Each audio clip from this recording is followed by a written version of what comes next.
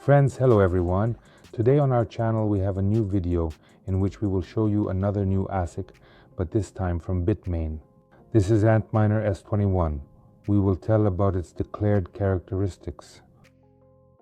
Let's examine a few innovations, novelties in comparison to the series from the 19th century. Of course, we will further test these characteristics in real conditions. Well, let's calculate the profitability at the moment from this device, that is, how much money it will bring us. Per the specs, this model has 195 terahashes with 17.5 watts per terahash energy efficiency. 1 watt per terahash, that is, in terms of consumption, to be precise, it will be 3412W. There are, of course, certain nuances with all these claimed characteristics. We will tell you about them later. Well, now let's move on to the features. The first most obvious thing is that the power connector on the block itself has changed. And now it comes with this cable. On one side there is a C20 connector, but it is rated for 20 amps. On the other hand, of course, there is a socket positioned beneath the power supply unit. The subsequent characteristic is situated beneath this cover. Now we will eliminate it and demonstrate everything to you. Therefore, we eliminated the cover and extracted the control board. Here is M logic. It is essentially the same as the control board for the ASIC 19 series, with no significant differences between them. But since this model already uses significantly more powerful fans with a maximum current consumption of 6.4 amperes, this has also led to the installation of more powerful power connectors, both on the control board itself and on the feedback part for connecting the fans. In comparison, for the 19th series, such power connectors were used, that is, the difference is obvious. Before we begin checking the operating modes of this device, let's visit the official website, go to the page of this ASIC S21 and examine the information provided. Here everything is indicated, of course, for a 200 terahash model, but I think everything will be identical, exactly what we will be talking about. If we descend a bit, we will come across two charts. The first one illustrates the relationship between the hash rate and the ambient temperature in a graphical form.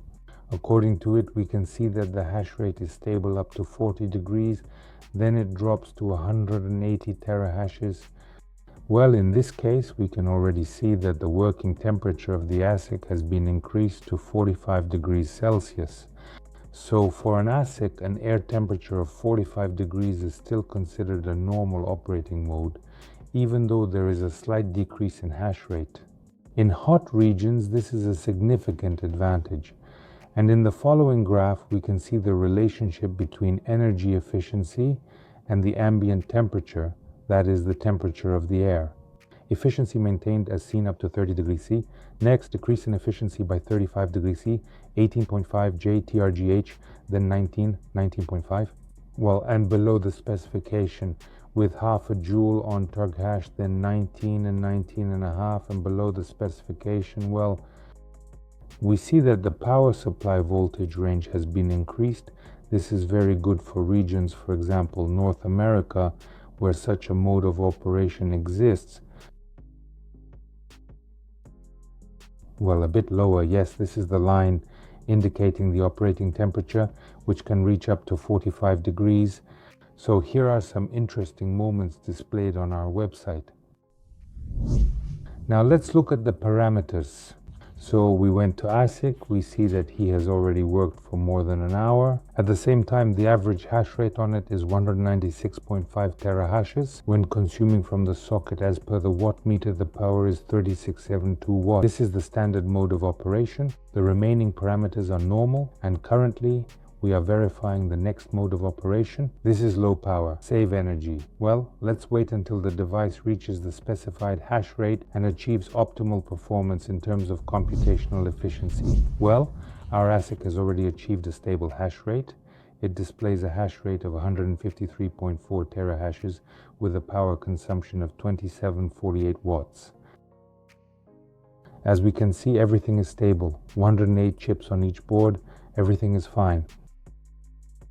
The singular point that I would like to bring attention to is that these models have a separate field that displays errors in a distinct manner. In the event that something occurs, there will be a corresponding message containing a code, something similar like Antminer did, but very convenient and useful. And of course, we tested the extreme operating mode of the ASIC in the range of air temperatures from 40 to 45 degrees as claimed by the manufacturer. What have we accomplished? We positioned our device in a compact room with air that had already been warmed. During the operation, the air heated up even more. We recorded a temperature of approximately 45 degrees on the thermometer. And what parameters did we acquire? Now we will take a look at it and examine the obtained information. Device, I remind you, normal mode. Hash rate, 178.77 THS, power 3958 W. ASIC worked for over an hour, nearly 2, consuming 3958 watts. Temperatures are relatively high, and we can observe this. However, the chips are all in good condition, and the fans, of course, are operating at their maximum speed. They oscillate back and forth, but always stay within the specified maximum limits. Now, let's discuss the behavior of the ASIC in these conditions. He definitely began with default values. This is 196 error hashes, as we demonstrated previously. However, as soon as he saw that the air temperature had risen above 40 degrees, he immediately reduced his frequency by 10% and, of course, adjusted the voltage accordingly. Unfortunately, we will not be able to see this on the chart, as it starts building only from 15 minutes. However, when we analyze the logs and go almost to the very end, we can observe that it got hot and lowered the frequencies to 477, which is 90% of the stock value. This means it decreased by 10. Additionally, it tried to adjust the voltage, and it is still attempting to do so by playing back and forth, lowering and then raising. We have confirmation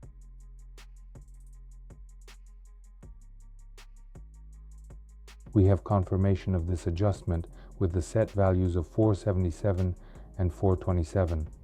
However, this mode is not very efficient as the device operates at its limit, the fans are spinning at maximum, and the chip temperatures are quite high. Consequently, we experience high power consumption and a low hash rate.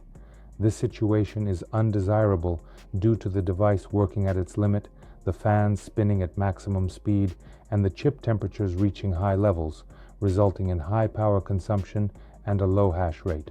In my opinion, it would be easier to use the low power mode in such conditions, but the device works. It proves that it can work in such conditions, even if inefficiently. We'll note and remember all these parameters, of course. Let's consider it when calculating profitability. To calculate profitability, we will use the calculator on our website, BiXBiT.io.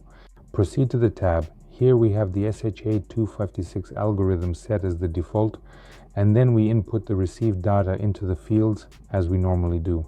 Hash rate 196.5 THS, power consumption 3672 W. The electricity cost is 4 cents kWh. If others have different costs, they substitute your value and calculate profitability. We are primarily focused on Bitcoin, of course.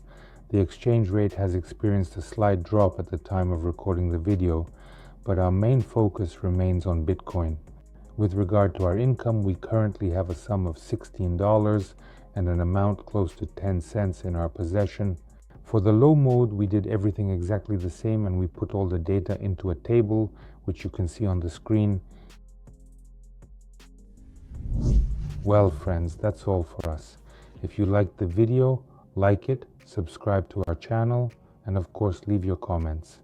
Goodbye, and see you soon on our channel.